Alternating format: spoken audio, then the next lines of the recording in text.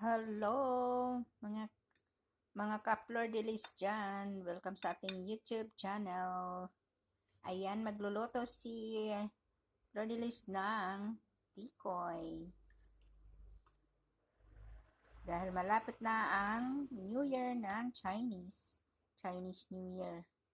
So, ayan, tikoy for today. Ayan, hiniwa ko siya. Nilagay ko dito sa itlog. At nagpainit na po ako ng mantika. So, ayan, magpiprito na tayo mga ka-Flor de Lis.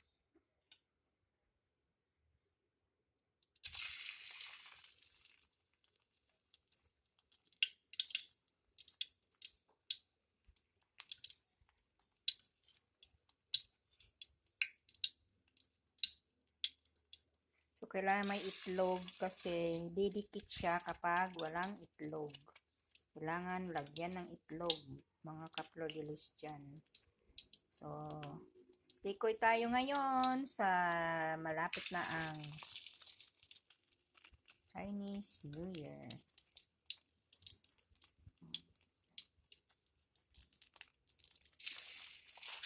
Ayan. So, medyo konting haba-haba lang ang ating video ngayon. Dahil nagluluto si Flor de Lis ng tikoy para sa breakfast.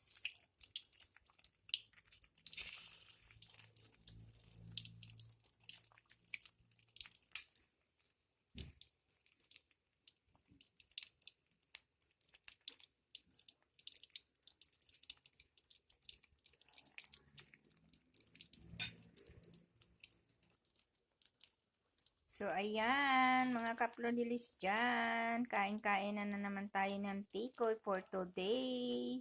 So, thank you for watching. Sana nag-enjoy kayo sa mga bidyong ina-upload ko. Salamat!